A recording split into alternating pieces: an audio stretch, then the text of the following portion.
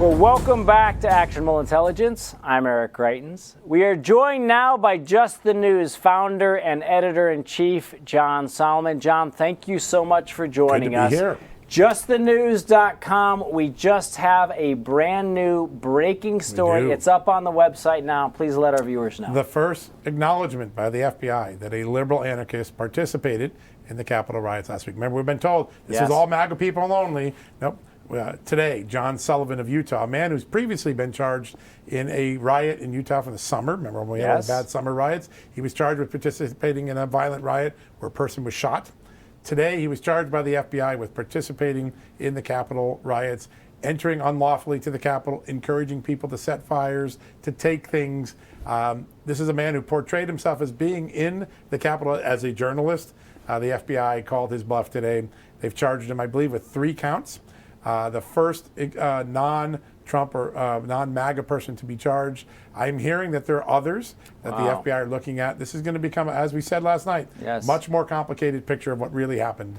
And it sounds like he's also specifically lied to the FBI. Is that right? Well, I mean, he says we he's a don't know journalist. for sure. Yeah, but yes, they says he's a journalist. They say he was an anarchist, or a participant in a violent crime. Right. The public's going to decide this, but here's the killer part. His own video footage he took as a journalist is what's now being used to prosecute him. Wow. It captures him making these utterances of incitement. Big development. This is what the Trump people have been saying. We thought there were more people there than just ours. Yes. Now the question is how many?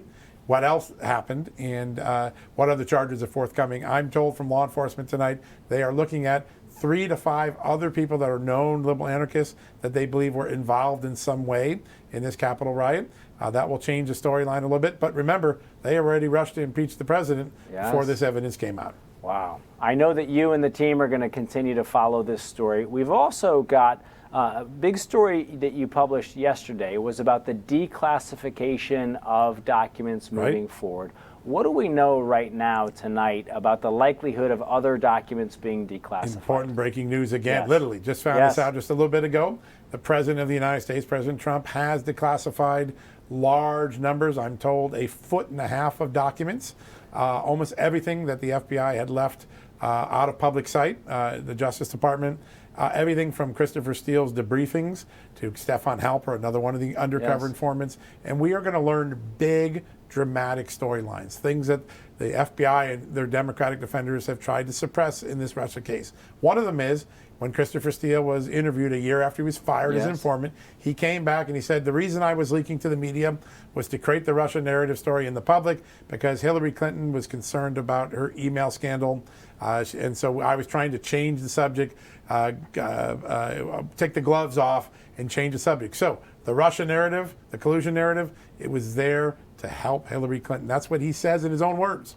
This is a huge development. So again, just to remind all of our viewers, you go back to 2016, Hillary Clinton is being asked questions about her server. That's right. Her private server that she had, and they're worried about potentially having foreign actors, including perhaps the Russians, who got a hold of secret information because she was using her private server. And what we're hearing now is that Christopher Steele, who created the entire fake dossier upon which the whole Russia collusion hoax was built, he's saying that he did it because he wanted to change the topic, because the email scandal, if you remember at the very end of the campaign, James Comey reopened the Hillary Clinton email scandal after closing it down.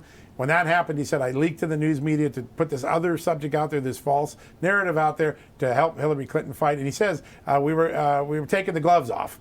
Well, that's not what an FBI informant is supposed to do. He's supposed to secretly help the FBI. He takes his knowledge of what he's feeding the FBI, gives it to the public in an effort to sway the election. And remember, he's a foreigner. He's a Brit. This is a clear evidence of a British foreigner trying to influence the 2016 election by his own admission to the FBI. By his own admission to the FBI, he's trying to influence it. And not only is he trying to influence it, he's trying to influence it directly as a result. In his own words, it sounds like he's admitting because of the trouble that Hillary Clinton was in. That's right. And that formed the basis for the entire Russia collusion hoax, which lasted for years. That's here. right. It was nonstop coverage around the Russia collusion hoax. I mean, give our viewers just a reminder of how long that narrative went on. It started in July of 2016 when the FBI opened Operation Crossfire Hurricane, and it did not end until April 2019. It consumed more than 2 years of the Trump presidency. In April 2019, that's when Robert Mueller, the special counsel, finally declared there was no collusion after all. The FBI knew from the beginning. These documents are clear. The FBI did not trust Steele's dossier. They had no other real evidence of collusion, but they allowed this to go on even after learning from Christopher Steele his motive was to put a false story into the public domain to change the topic off of Hillary Clinton's scandal.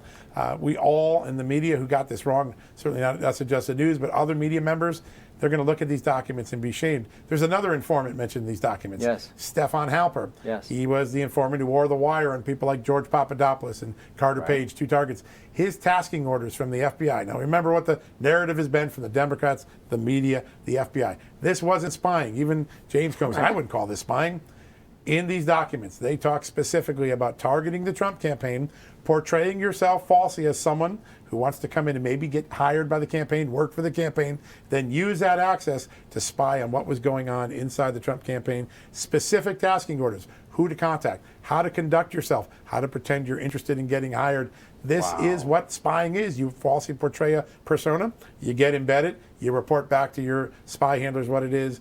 The idea that this wasn't spying will be blown out of the water when people see these tasking documents that are going to get made public as early as tomorrow. Wow. So this is hard evidence for the first time in detailed documents detailing exactly how, not just that they're admitting to spying, That's right. but detailing exactly how they wanted to go in and spy on the Trump campaign. Create a false story that he wanted to go get hired by the Trump campaign and use that. And they're targeting you. You should talk to this Trump person, talk to that Trump person, record this person.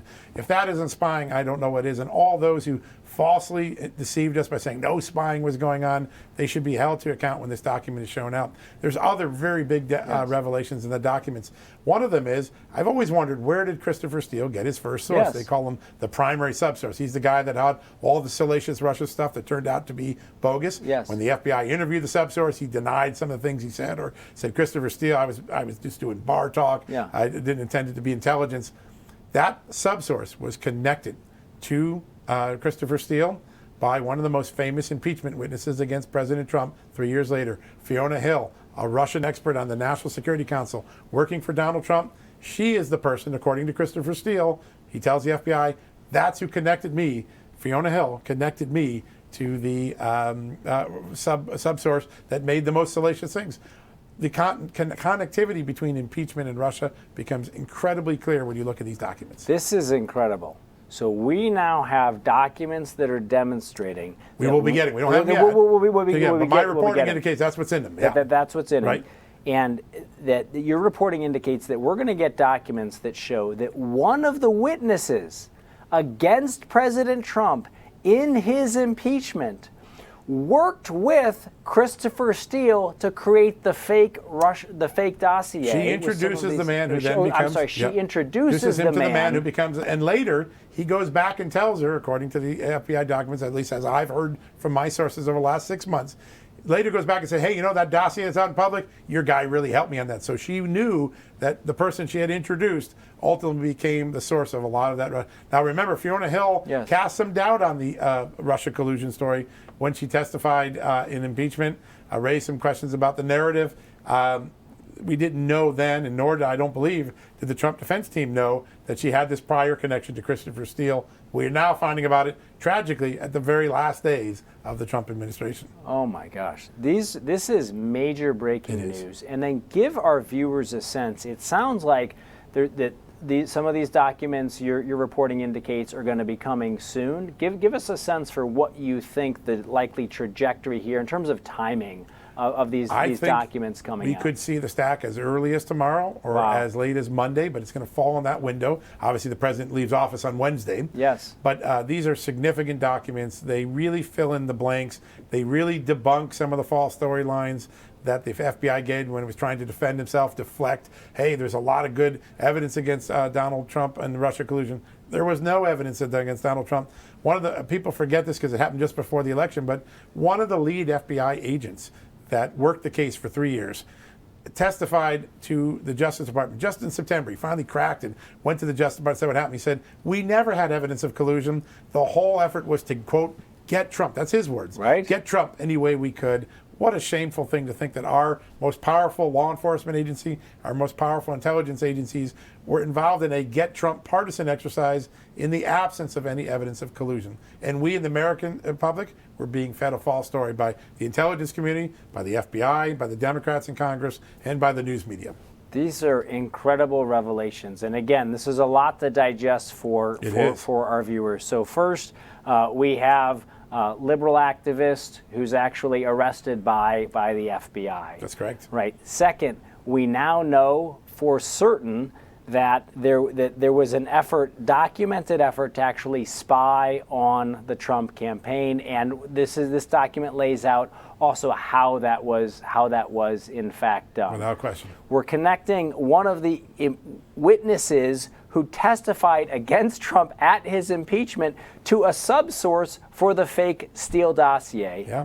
And it sounds like Christopher Steele himself in these documents is saying that the entire Russia collusion hoax, this dossier, was created for the purpose of deflecting from Hillary Clinton's email trouble. That's why he went to the news media. It's remarkable. Why he leaked.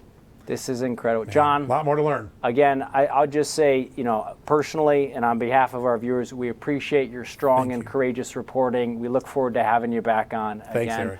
Folks, again, that is John Solomon, founder and editor-in-chief of JustTheNews.com. Go out right now to JustTheNews.com and push these stories out to your friends and family. These are big revelations, and stay tuned because more is coming.